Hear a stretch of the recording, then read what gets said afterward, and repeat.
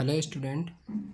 देखिए हम MJPRU का एग्ज़ाम पेपर सॉल्व कर रहे थे जो प्रीवियस ईयर है, और ये हमारा सेकंड पार्ट है।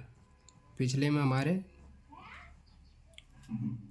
45 क्वेश्चन तक हो गए थे, ठीक है, कंप्लीट। उसके बाद में 46 क्वेश्चन है, तो ये हमारा इक्वेशन सॉल्वेबल फॉर x है, तो इसका जो करेक्ट आंसर है वो A आ जाएगा। इसे आप खुद सोल्व कर लेना, ठीक है। 46 का A हमारा करेक्ट आंसर आ जाएगा। उसके बाद में जो इजी क्वेश्चन है, जो अच्छे हैं आने वाले, कर जाना ही सभी, ठीक है। तो 47 से देखते हैं आज हम। तो 47 है, which of the following is Clairaut form. तो क्लियरेट फॉर्म जो वो इम्पोर्टेंट है, इस बार भी आ सकती है, px plus F of p। ये हमारी क्लियरेट फॉर्म होती है, ठीक है। अब इसका जो सॉल्यूशन होता है ना, वो केवल इतना सा होता है, देखो कितना सा, y is equal to P के प्लेस पर केवल सी पुट करना होता है, एफ ऑफ सी। ये इसका सॉल्यूशन हो जाता है, सॉल्यूशन, ठीक है। याद रखना, दोनों की दोनों चीज़ें इंपॉर्टेंट है, एग्जाम में आ सकती हैं। तो ये 47 का आंसर हो गया, ये हमारा बी हो जो है वो करेक्ट आंसर हो जाएगा। उसके बाद में हमें लो नेक्स्ट क्वेश्चन भी मिल गया है इसी पर बेस्ड। 48 है, हमें क्वेश्चन दे रखा हुआ y is equal to P X plus A P bracket में 1 माइनस पी। तो इसका सॉल्यूशन पूछा गया है, तो हमारा जो सॉल्यूशन है इसका वो है y is equal to c x plus a c और 1 माइनस सी, और यही हमें आंसर में भी दे रखा है। तो ये हमारा जो आंसर है वो ए जो है वो करेक्ट आंसर हो जाएगा इसका, ठीक है। उसके बाद में हमारा 49 क्वेश्चन है, orthogonal trajectory of the equation. 49 है, ऑर्थोगोनल ट्रेजेक्ट्री फाइंड करनी है इस वाले कर्व की। तो देखो थोड़ा फास्ट कर देता हूँ मैं, है ना। यहाँ से सबसे पहले d Y upon D x find करना है। तो यहाँ से इसे ऐसे कर लो, y is equal to a square upon x कर लेते हैं। अब यहाँ से d Y upon D x find करेंगे तो ये हो जाएगा माइनस का 1 अपॉन एक्स स्क्वायर, और ए स्क्वायर ऐसे ही रहने दो। अब एक काम करते हैं, इसमें एक्स से मल्टीप्लाई कर लेते हैं। नहीं, इसे हम मैं इस टाइप से लिख सकता हूँ, देखो, माइनस का a square upon x into 1 upon x, ठीक है। अब इसके प्लेस पर मैं वाई पुट कर दूंगा, ये मैंने इस टाइप से करा, ठीक है। मैंने आपको बताई भी थी कि या तो आप मल्टीप्लाई करके पुट कर लेना, या फिर यहाँ से ए स्क्वायर की वैल्यू निकालना और जब इसमें पुट कर देना। अब देखो इतना तो हो जाएगा, D Y upon D X is equal to कितना हो जाएगा, माइनस का वाई अपॉन एक्स हो जाएगा। अब हम जब ऑर्थोगोनल ट्रेजेक्टरी फाइंड करते हैं तो D Y upon D X को रिप्लेस करते हैं माइनस के D X upon D Y से, तो माइनस से माइनस कैंसिल हो जाएगा। और अब वेरिएबल सेपरेट हो रहे हैं, तो यहाँ से हो जाएगा Y D Y is equal to X D X. अब इसका इंटीग्रेशन कर देंगे तो हो जाएगा Y square minus X square is equal to 2c। 2c के प्लेस पर केवल हम c लिख सकते हैं, तो ये हमारा करेक्ट आंसर हो जाएगा। इसके प्लेस पर c स्क्वायर दे रखा है आंसर में, तो ये है Y square minus X square minus C square is equal to 0। ये आंसर दे रखा है, तो ये हमारा करेक्ट आंसर हो जाएगा, ठीक है। ये आंसर है हमारा बी। उसके बाद में हमें 50 क्वेश्चन दे रखा है, और यहाँ से हमारे differential equation with constant coefficient start हो रही है। तो देखो क्या है, D square Y upon D X square minus 7 D Y upon D X plus 12 Y is equal to 0। पहला क्वेश्चन तरीके से करके बता रहा हूँ, बाकी सभी को ट्रिक से बताऊँगा। तो देखो इसके ऑक्सिलरी इक्वेशन बनाएंगे, और इधर कोई पार्ट नहीं है, तो ये हमारा सबसे पहले देखो ये लीनियर डिफरेंशियल इक्वेशन है। उसके बाद में ये कांस्टेंट कोएफिशिएंट है, डेरिवेटिव के जो कोएफिशिएंट है वो कांस्टेंट है, और हमारा जो डिपेंडेंट वेरिएबल है उसका भी कोएफिशिएंट क्या है, कांस्टेंट है। तो ये differential equation with constant coefficient हुई। और उसके बाद में अब इसकी ऑक्सिलरी इक्वेशन बनाएंगे, 7m plus 12 is equal to 0। अब देखो यहाँ से एक चीज़ और ऑब्जर्व करो, इसका जो आंसर है वो C F plus P I होता है। अब इसके जो हमारा एल एच एस में होता है उसका जो इतने का पार्ट होता है वो होता है हमारा सी एफ, और इधर का जो पार्ट होता है वो हमारा पार्टिकुलर इंटीग्रल होता है, ठीक है। तो अब हमें यहाँ पर इसका सी एफ ही फाइंड करना है केवल, तो वही इसका कंप्लीट इंटीग्रल हो जाएगा। तो अब हमें क्या करना है, यहाँ से इससे पहले सॉल्व करना है। तो देखो इसे हम लिख सकते हैं एम स्क्वायर माइनस 3m और plus 4m plus 12 is equal to 0। तो यहाँ से हो जाएगा m कॉमन कर लो, तो यहाँ से हो जाएगा m माइनस 3, और यहाँ से माइनस 4m आएगा। यहाँ से माइनस 4 कॉमन कर लो तो m minus 3 is equal to 0। तो यहाँ से m is equal to m minus 3 और एक m माइनस 4, यानी कि हम कह सकते हैं m1 इज इक्वल टू 3 और m2 इज इक्वल टू 4 आएगा। तो अब इसका सी एफ कितना हो जाएगा, C F is equal to हो जाएगा वाई सी वन ई की पावर एम वन एक्स, तो ई की power 3x plus c two e की पावर 4x। ये हमारा इसका करेक्ट आंसर हो जाएगा, यानी कंप्लीट सॉल्यूशन हो जाएगा। उसके बाद में आप इसे ट्रिक से कैसे याद करते, मतलब ट्रिक से कैसे सॉल्व करते। देखो ये हमारे m1 और m2 की वैल्यू दे रखी हैं। जब आपसे इक्वेशन ये सॉल्व ना हो, ये जो हमारी ऑक्सिलरी इक्वेशन है, तो डायरेक्ट आपको m1 और m2 की वैल्यू पुट करके देखनी है इसमें। तो देखो इसमें 3 पुट करोगे तो ये भी इसे सेटिस्फाई हो करेगा। देखो कैसे, 3 का square 9 minus 7 21 plus 12 is equal to 0 आ रहा है। तो m इज इक्वल टू 3 इसका एक सॉल्यूशन हो जाएगा, यानी एक फैक्टर हो जाएगा, ये इसका एक रूट हो जाएगा इस इक्वेशन का। उसके बाद में 4 पुट करोगे तो ये हो जाएगा 16 माइनस 7 चौक 28 प्लस 12 इज इक्वल टू 0। तो ये भी हमारा इसका एक सॉल्यूशन हो जाएगा, यानी y बराबर c1 ई की पावर 3x प्लस c2 ई की पावर 4x इसका करेक्ट आंसर हो जाएगा। और ये हमारा ए में दे रखा है, तो ये हमारा सही है आंसर। उसके बाद में हमें 51 क्वेश्चन दे रखा है। 51 क्वेश्चन है हमारा y double dash minus Y is equal to 2 plus 5x, ये दे रखा है हमें। अब देखो फिर से हमारे एक तो इसमें दो केस बनने हैं, एक तो ये लीनियर डिफरेंशियल इक्वेशन भी बननी है और दूसरी हमारी ये हमारी differential equation with constant coefficient बननी है। तो इसमें जो आंसर दे रखा है वो सी एफ के अकॉर्डिंग दे रखा है, तो इस वजह से ये इसे हम लीनियर डिफरेंशियल इक्वेशन से नहीं कांस्टेंट कोएफिशिएंट वाले मेथड से सॉल्व करेंगे। तो देखो इतने पार्ट का तो हमें सी एफ निकालना, तो इसका कितना हो जाएगा M square minus 1 is equal to 0। M बराबर यहाँ से प्लस माइनस 1 हो जाएंगे, तो यहाँ से सी एफ कितना हो जाएगा c1 ई की पावर x प्लस c2 ई की पावर माइनस एक्स। अब बात आती है हमारे इसका पी आई की निकालने की, तो पी आई कितना हो जाएगा 2 प्लस 5x अपॉन यहाँ से हो जाएगा डी स्क्वायर माइनस 1। ठीक है, अब यहाँ से क्या करना है, हमें इसका पी आई निकालना है। तो यहाँ से 1 को कॉमन कर लो, माइनस 1 को, तो हो जाएगा 2 प्लस 5x अपॉन यहाँ से हो जाएगा माइनस 1 कॉमन करेंगे तो हो जाएगा 1 माइनस डी स्क्वायर। अब इसे एक्सपेंड करेंगे तो ये हो जाएगा माइनस का 1 ऊपर ही लिख लेता हूँ और 1 माइनस डी स्क्वायर इसकी होल पावर माइनस 1 और यहाँ से हो जाएगा 2 प्लस 5x। यहाँ पर दिख रहा है, ठीक है दिख रहा है। तो यहाँ से कितना हो जाएगा माइनस 1 तो ऐसे ही, अब इसे एक्सपेंड करेंगे तो 1 प्लस डी स्क्वायर और ऐसे ही आगे टर्म। अब हमें डी स्क्वायर ही इसको 0 कर देगा, तो ये 2 plus 5x is equal to 0। तो ये तो इससे आगे वाली जो सभी टर्म है वो 0 हो जाएंगी, केवल 1 बचेगा, यानी कि माइनस का 2 प्लस 5x इसका क्या है एक पी आई हो जाएगा।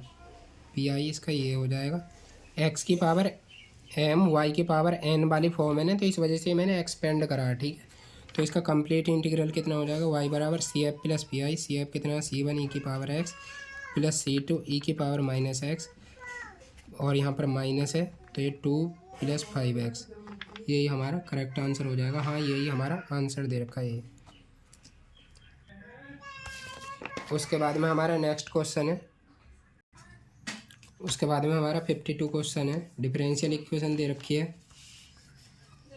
52 Y double dash D square Y को वही लिख रहा हूँ मैं, आप समझ गए होंगे, plus 9y is equal to minus 2 E की पावर ये 3x दे रखा है। तो ये हमारे डिफरेंशियल इक्वेशन दे रखी है, इसका सॉल्यूशन। तो पहले C F plus P I देख लेते हैं। तो इसकी ऑक्सिलरी इक्वेशन हो जाएगी M square plus 6 M plus 9 is equal to 0।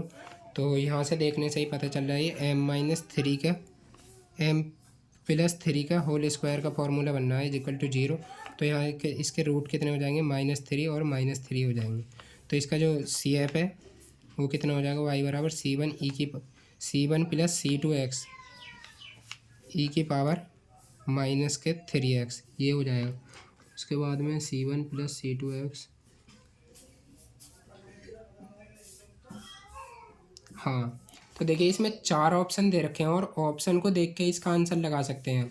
देखो क्या क्या ऑप्शन दे रखे हैं, एक तो दे रखा है y बराबर c1 प्लस c2x ई की पावर 4x और एक y बराबर c1 प्लस c2x ई की पावर -3x और माइनस ई की पावर 3x अपॉन 18। तीसरा दे रखा है Y is equal to C1 E की पावर 4x प्लस C2 ई की पावर 4x। उसके बाद में हाँ दोनों यही है। डी दे रखा है हमें नन ऑफ दीज, तो नन ऑफ दीज भी दे रखा है, तो इस वजह से हमें कंप्लीट सॉल्यूशन चेक करना पड़ेगा। तो देखो CF तो हमारा ये आ गया है। उसके बाद में अब PI और निकालना है, तो PI कितना हो जाएगा -2 ई की पावर 3x अपॉन इसके प्लेस पर 3 पुट कर देना है। तो देखो ये 9 प्लस 6 दूनी 12 प्लस 9 9 9 18 और 12 30 हो जाएगा। 30 ही होगा ना, हाँ। तो ये हो जाएगा -2 ई की पावर 3x अपॉन 30। तो यहाँ से इसे कैंसिल कर लेंगे तो ये आ जाएगा 15। तो PI कितना हो जाएगा -e की पावर 3x अपॉन 15। ये हमारा इसका कंप्लीट इंटीग्रल हो जाएगा CF प्लस PI। तो इसमें कौन सा आंसर दे रखा है, कोई सा भी नहीं दे रखा, क्योंकि इसमें 18 दे रखा है बर्थडे में। तो इसका जो आंसर है वो नन ऑफ दीज हो जाएगा, डी नन ऑफ दीज। ठीक है, ये हमारा करेक्ट आंसर हो जाएगा। उसके बाद में हमारा नेक्स्ट क्वेश्चन है 53 क्वेश्चन है। हमें फिर से ये इक्वेशन दे रखी है और y double dash plus y is equal to दे रखा है cos 2x। तो इसका CF कितना हो जाएगा m² plus 1 is equal to 0, यानी m बराबर हो जाएगा हमारा प्लस माइनस आयोटा, यही हो जाएगा। तो इसका CF हो जाएगा e की पावर अल्फा x, अल्फा 0 है, C1 cos x और यहाँ पर हो जाएगा x plus C2 sin x। CF तो ये दे रखा है, ठीक है। उसके बाद में PI भी दे रखा है, तो नन ऑफ दीज भी है, तो कंप्लीट आंसर देखना पड़ेगा हमें। उसके बाद में इसका PI कितना हो जाएगा cos 2x अपॉन d², या हम यहाँ पर लिख सकते हैं m² प्लस 1। अब m² के प्लेस पर क्या करना होता है, हमें d² के प्लेस पर रखना होता है -a²। अब a के प्लेस पर कितना है 2, तो माइनस का 4 पुट करना पड़ेगा d² के प्लेस पर, इसके प्लेस पर। तो हो जाएगा cos 2x अपॉन -4 प्लस 1 3, यानी इसका जो कंप्लीट आंसर है वो हो जाएगा -3 आया है ना, हाँ, -cos 2x अपॉन 3। ये इसका कंप्लीट आंसर हो जाएगा, और जो कि हमारा ए ऑप्शन में दे रखा है, तो ए जो है ये हमारा करेक्ट आंसर हो जाएगा। ओहो, ये भी टेढ़ा टेढ़ा हो जा रहा है। उसके बाद में 54 क्या है, ये फिर से CF PI। चलो मैं छोड़ रहा हूँ है ना कुछ क्वेश्चन, अब सभी कोई कराऊंगा। CF PI के दे रखे हैं, मैं लिख दे रहा हूँ क्या क्या क्वेश्चन दे रखे हैं। एक है y double dash -5y dash plus 6y is equal to x। इसका हमें CF और PI निकालना है, तो आप निकाल लेना। उसके बाद में 55, ये भी हमें दे रखा है y double dash -2y dash plus 5y is equal to e की पावर, ये कितना है 2x दिखे है, 2x और साइन x, ये हमें दे रखा है।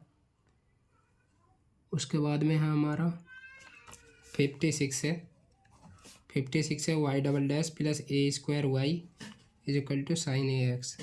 इसका तो मैं देखते देखते बता सकता हूँ। देखो CF कितना आ जाएगा C1 cos ax plus C2 sin ax, और PI कितना हो जाएगा, PI हो जाएगा sign ax upon a² put करना है। ओहो, 0 बनेगा यहाँ पर, -a² प्लस a², 0 बन जाएगा ना।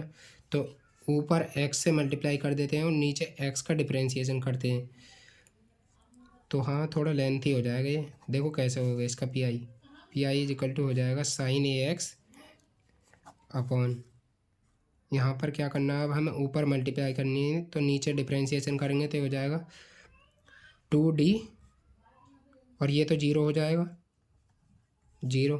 तो अब इसका इंटीग्रेशन कर देना है बस, 2d तो हो जाएगा, हाँ बिल्कुल सही है। तो ये हो जाएगा PI इज इक्वल टू, इसका इंटीग्रेशन करना है केवल, ठीक है। x और साइन ax का कितना हो जाता है -cos ax upon a upon 2a। तो ये इसका आंसर हो जाएगा। तो इसमें कौन सा दे रखा है, x upon 2a cos ax दे रखा है बिल्कुल। तो PI कितना हो जाएगा -x upon 2a cos ax, ये हमारा इसका PI हो जाएगा। ऊपर ऊपर एक्स की मल्टीप्लाई करते हैं, नीचे डिफ्रेंशिएशन करते हैं, ठीक है। तो इसका करेक्ट आंसर जो 56 का वो हो जाएगा ए। उसके बाद में हमारा है 57 क्वेश्चन है, सेम फिर भी यही है। 57 है Y double dash plus 4y is equal to cos 2x। Cos 2x group में डाल दूंगा, इस फोटो को देख लेना। उसके बाद में 58 क्वेश्चन है, इसका भी देखते देखते ही पता चल जाएगी, ठीक है। 58 क्वेश्चन है Y double dash plus y is equal to x e की पावर 2x है शायद, देख लेना एक बार। तो इसका सॉल्यूशन पूछा गया है, फिर से वही है, आप कर लेना। उसके बाद में सभी इसी के आंसर देखें, एक थोड़ा अलग है, देखो 60 क्वेश्चन जो वो थोड़ा अलग है। कैसे? X square Y double dash minus 3x Y dash plus 4y is equal to X की पावर m दे रखा है। अभी देखो ये यहाँ पर सेकंड डेरिवेटिव है तो एक्स की पावर ए 2 है, फर्स्ट डेरिवेटिव है तो एक्स की पावर ए 1 है। तो इस टाइप की जो इक्वेशन होती हैं ये हमारी होमोजीनियस लीनियर डिफरेंशियल इक्वेशन होती हैं। तो इन्हें सॉल्व करने के लिए x square D upon D x के प्लेस पर हम पुट करते हैं डी और डी माइनस 1, और ये हमारे यहाँ पर डी जो होता है ना वो डी अपॉन डी जेड होता है, ठीक है। और एक्स डी एक्स के प्लेस पर रखते हैं हम x D upon D x के प्लेस पर केवल डी पुट करते हैं। तो इसमें पुट करेंगे जैसे हम, तो यहाँ हो जाएगा डी डी माइनस 1, और यहाँ पर हो जाएगा -3 और डी, और यहाँ से +4, और यहाँ पर x बराबर ई की पावर जेड पुट करते हैं, ठीक है, ये भी याद रख लेना।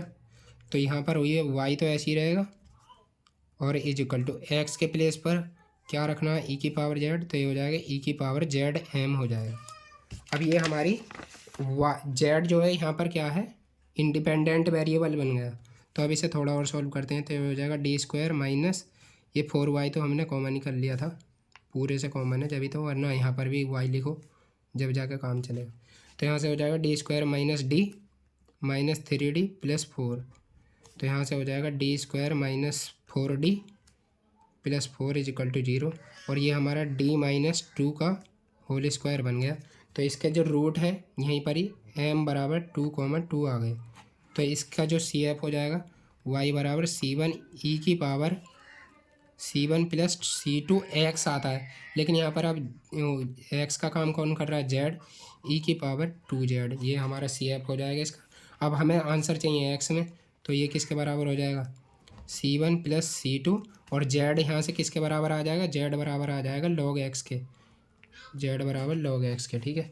तो यहाँ से c1 plus c2 log x ये हो जाएगा, और ई की पावर जेड किसके बराबर था, एक्स के, तो ये एक्स स्क्वायर आ जाएगा यहाँ पर, ठीक है। और अब इसका पी आई निकालना है हमें, तो ई पी आई बराबर कितना हो जाएगा, ई की पावर जेड एम, और जेड एम यहाँ पर डी के प्लेस पर कितना रख देंगे हम, एम पुट कर देंगे। तो यहाँ से हो जाएगा एम माइनस 2 का होल स्क्वायर आ जाएगा, और अब जेड एम के प्लेस पर फिर से वही रख दो पुट। तो यहाँ जेड एम के प्लेस पर एक्स की power M upon M minus 2 का होल स्क्वायर, यही हमारा, हाँ यही हमारा करेक्ट आंसर है। और ये हमें दे रखा है ए में दे रखा है, तो ये हमारा करेक्ट आंसर हो जाएगा ए। उसके बाद में ये पेज कंप्लीट। उसके बाद में 61 क्वेश्चन सेम ऐसी है। चलो एक क्वेश्चन और देख लो, समझ में आ जाएगा। 61 क्वेश्चन है, क्या है ये 61, फिर से ऐसी दे रखा है X square D square Y upon D X square minus 4x D Y upon D X plus 6y equal to X. अब कैसे एग्जाम में करना है, देखो यहाँ डायरेक्ट लिख दो डी माइनस 1 और y लिख दो, चलो -4, और यहाँ पर D Y plus 6y equal to 0। अब इसे थोड़ा सॉल्व कर लो, डी स्क्वायर माइनस डी और माइनस एक ये है, तो ये हो जाएगा -5d plus 6y is equal to 0, नहीं एक्स है ना इधर, तो एक्स के प्लेस पर ई की पावर जेड पुट करते हैं हम, तो यहाँ से हो जाएगा ई की पावर जेड। तो अब ये हमारी linear differential equation with constant coefficient बन गई। अब सबसे पहले इसके फैक्टर करने हैं, तो देखो 2 और 3 इसके फैक्टर हो जाएंगे। कैसे, 2 इसे सेटिस्फाई कर रहा है, 4 प्लस 6 हाँ बिल्कुल सेटिस्फाई कर रहा है, तो ये एक बार कर ही लेते हैं। तो ये हो जाएगा D square minus 2d -3d plus 6 is equal to 0। तो यहाँ से d कॉमन कर लेंगे तो d-2 और यहाँ से -3 कॉमन कर लेंगे तो d-2। तो एक तो d बराबर 2 आ जाएगा और एक 3 आ जाएगा। तो इसका CF जो हो जाएगा वो C1 e की पावर 2 और यहाँ पर x के प्लेस पर z प्लस C2 e की पावर 3z। और अब PI निकालना है तो PI कैसे निकलेगा, PI is equal to e की पावर z अपॉन, हमें कौन सी इक्वेशन है यहाँ पर z है तो इसके प्लेस पर केवल 1 पुट कर देना तो ये हमारा 0 बन जाएगा। लेकिन हमें 0 चाहिए नहीं यहाँ पर, तो हम यहाँ पर क्या करेंगे, ई की पावर z अपॉन, कहाँ गया, हाँ एक d-2 बना था, हाँ और एक d+3 बना था। वैसे इसका डायरेक्ट डिफरेंशिएशन भी कर देंगे ना जब भी आ जाएगा। देखो ई के पावर z अपॉन, हमारी इक्वेशन दे रखी है d² - 5d + 6। अब इसका डिफरेंशिएशन कर दो d के रेस्पेक्ट में और ऊपर z की मल्टीप्लाई कर दो तो z ई की power z is equal to कितना हो जाएगा, ये हो जाएगा 2d - 5। अब यहाँ पर 1 पुट करोगे तो ये हो जाएगा 1 - 3, तो z ई की पावर z अपॉन -3 आ जाएगा। और ये किसी में दे रखा है, नन ऑफ दीज दे रखा है, बट ये तो गलत हो जाएगा।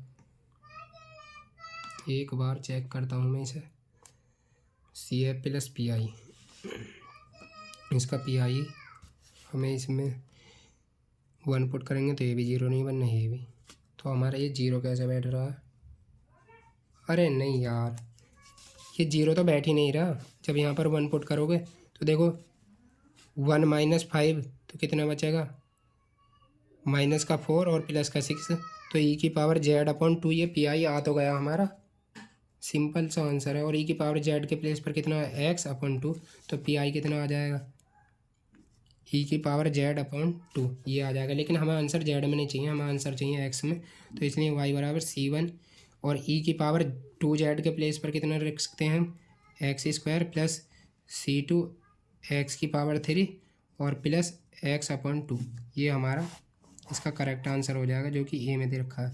देख रहे हो आपसे भी एग्जाम में कभी कभी ऐसी गलती होंगी और जो कि नॉर्मल एक हो।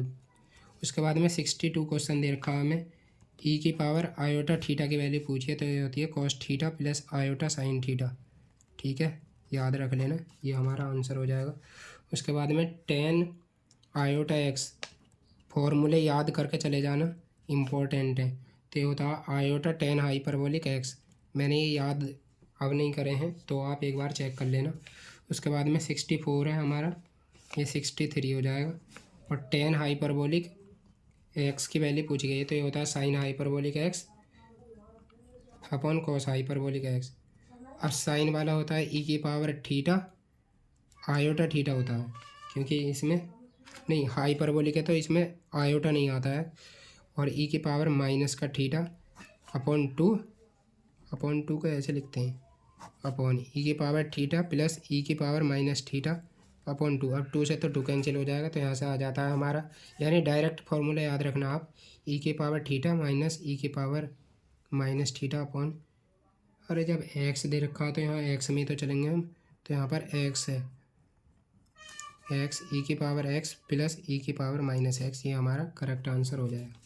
उसके बाद में 65 क्वेश्चन क्या है, वैल्यू ऑफ 65 क्वेश्चन है 1/2 sine hyperbolic x plus sine x, इसकी हमें वैल्यू फाइंड करनी है। तो ये सीरीज दे रखी है, जैसे एक्स प्लस एक्स की पावर 3/3 प्लस एक्स की पावर 5/5 दे रखी दिखे है, तो ये हमें ऐसे चेक करनी है। तो दोनों की सीरीज खोल दो तो 1/2 साइन हाइपरबोलिक की एक्स प्लस एक्स की पावर 3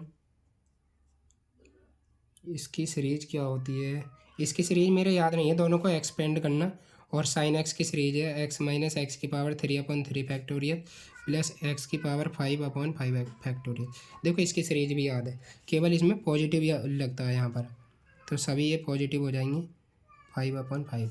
तो अब देखो ये वाले जो टर्म है हमारी कैंसिल हो जाएंगे एक अल्टरनेट कट के, और ये एक्स प्लस एक्स 2x हो जाएगा, इस 2 से कट जाएगा देखो एक्स, और यहाँ पर प्लस एक्स की पावर 5/5 आ जाएगी प्लस एक्स की पावर 3 5 7 9 प्लस एक्स की पावर 9/9 9 फैक्टोरियल आ जाएगा।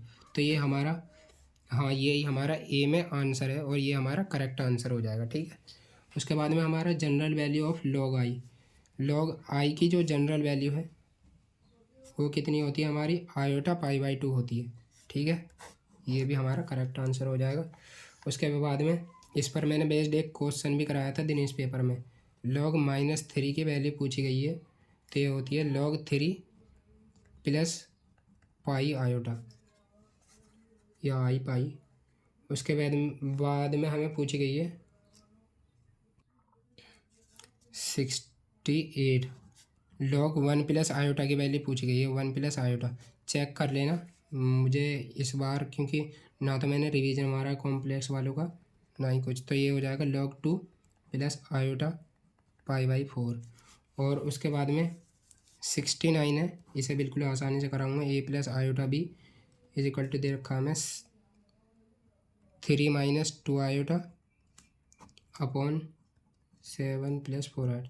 Find the real number a और बी। ए और बी की वैल्यू फाइंड करनी है। तो देखो हमें डिनोमिनेटर में से आयोटा गायब करना होता है, तो इसके लिए इसके कंजुगेट से मल्टीप्लाई कर देते हैं। तो ये हो जाएगा 7 - 4 आयोटा और नीचे भी 7 - 4 आयोटा। तो अब ऊपर तो इनकी मल्टीप्लाई कर देनी है, तो 7 या 21 हो जाएगा ये। और अब इससे करेंगे तो ये हो जाएगा -12 आयोटा, और इससे करेंगे तो -7 दूनी 14 आयोटा, और माइनस माइनस प्लस का 2 चौक 8 आयोटा स्क्वायर हो जाएगा, ठीक है।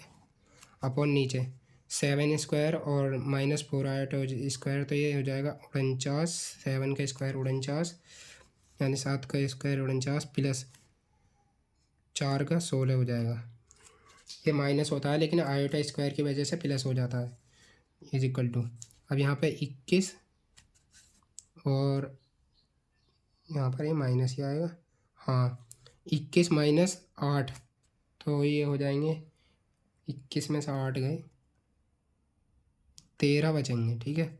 -12 और 14 6 26 आयोटा ये हो जाएगा अपॉन, और ये 6 9 6 15 का 5 और 4 और 1 5 और 1 6 65। तो ऊपर से 13 कॉमन कर लो, तो हो जाएगा 2 - 2 आयोटा, नहीं 1 - 2 आयोटा, और नीचे हो जाएगा 65। तो 13 पंजे 65। अब ये किस फॉर्म में बन गया, 1/5 - 2/5 आयोटा। तो ये हमारी ए की वैल्यू हो जाएगी, ये बी की वैल्यू हो जाएगी। तो ए बराबर कितना हो जाएगा 1/5। ओहो यहाँ पर भी तो दिखाई भी नहीं दे रहा। ए की वैल्यू 1/5 और बी की वैल्यू कितनी हो जाएगी -2/5। और ये हमारा आंसर दे रखा है ए में, तो ए हमारा करेक्ट आंसर हो जाएगा। उसके बाद में ए प्लस आयोटा भी in the form of R cos theta plus iota sine theta. तो कुछ नहीं करना, ये इसकी भी वैल्यू सेम ही होती है, जैसे √2 और कॉस पाई/4 प्लस आयोटा साइन पाई/4। ये आप वैसे भी देखेंगे ये किसके बराबर हो रही है वैल्यू, 1 प्लस आयोटा के बराबर होती है। देखो कैसे, यानी ये पोलर फॉर्म में कन्वर्ट करने के लिए वो लगाया। तो देखो √2 तो ऐसे ही रहेगा, कॉस पाई/4 की वैल्यू कितनी होती है 1/√2, और प्लस आयोटा साइन पाई/4 की भी वैल्यू 1/√2। जब √2 के अंदर मल्टीप्लाई करोगे तो 1 प्लस आयोटा ही आ जाएगा, जो हमारी इसकी पोलर फॉर्म है, ठीक है। उसके बाद में नेक्स्ट क्वेश्चन है हमारा द वैल्यू ऑफ, इसमें ये दिखाई नहीं दे रहा है, ई की आयोटा की पावर, आयोटा की वैल्यू दिखे है शायद, चलो देख लेना आप इसे, जब नहीं पता तो इसके मैं क्या बताऊँ। उसके बाद में कॉस हाइपरबोलिक फंक्शन के फॉर्मूले दे रखे हैं। तो हमारा 72 क्वेश्चन है। पहले कॉस हाइपरबोलिक इनवर्स जेड की वैल्यू पूछी गई है, तो ये होती है हमारी log जेड प्लस Z² - 1। देखो ये बुक में दे रखे हैं, एक बार सभी फॉर्मूले रिवाइज कर लेना, क्योंकि मैंने ना रिवीजन मारा है ना ही कुछ। उसके बाद में वैल्यू ऑफ कॉस थीटा की वैल्यू पूछी गई है, कॉस थीटा। तो कॉस थीटा जब हमारे कॉस साइन होते हैं तो उसमें आयोटा आता है, तो होता है ई की पावर थीटा प्लस ई की power minus iota theta upon 2। और साइन की भी लगे हाथों बता देता हूँ, तो ये साइन थीटा बराबर होता है ई की power theta iota theta minus e की power minus iota theta upon 2। Iota भी आता है इसमें, ठीक है। कॉस थीटा की value, the value of cos hyperbolic 75 है हमारा cos hyperbolic x plus y का फॉर्मूला है। और उसके बाद में हमारा लिख लेना इस फॉर्मूले को देखकर, ठीक है। उसके बाद में हमारा नल मैट्रिक्स दे रखा है 0 0 0 0 0 0 0 0। इसकी हमसे रैंक पूछी गई है, तो नल मैट्रिक्स की रैंक हमेशा 0 होती है। उसके अलावा किसी भी मैट्रिक्स की रैंक 0 नहीं होती है। उसके बाद में the rank of unit matrix of order N, तो जितना ऑर्डर का यूनिट मैट्रिक्स होता है उसकी रैंक उतनी होती है। अब एन ऑर्डर दे रखा है तो इसकी रैंक भी कितनी हो जाएगी, एन हो जाएगी। ये हमारा 77 का आंसर हो जाएगा।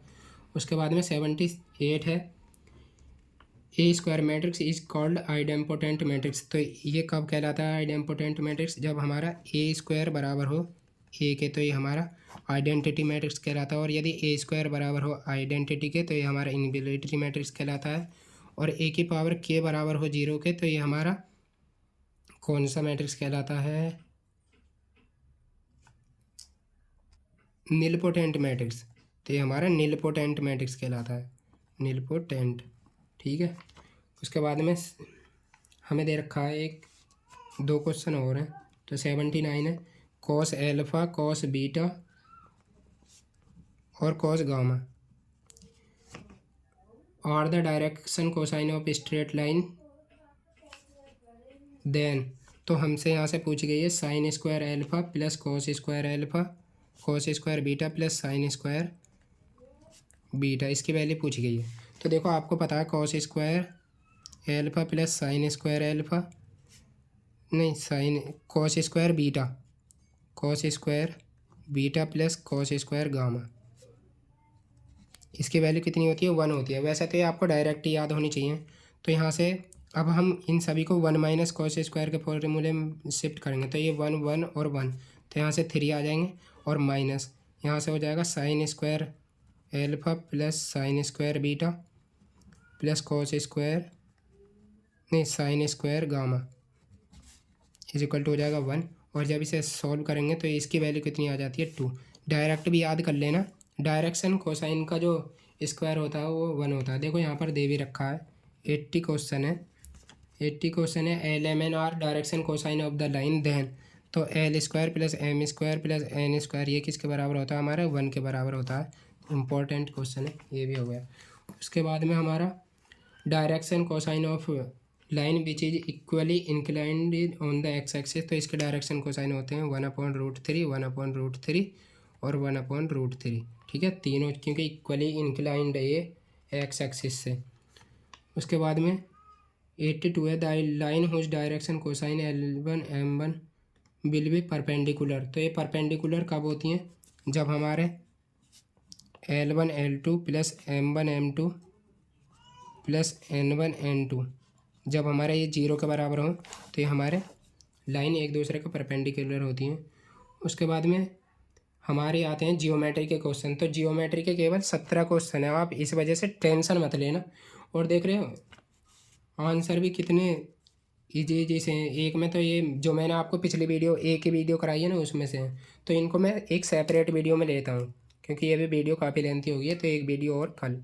तो आज के लिए इतना ही। जय हिंद जय भारत। और वीडियो जैसी भी लगी हो बता देना और चैनल को भी सब्सक्राइब कर लेना। बाय बाय, जय हिंद जय भारत।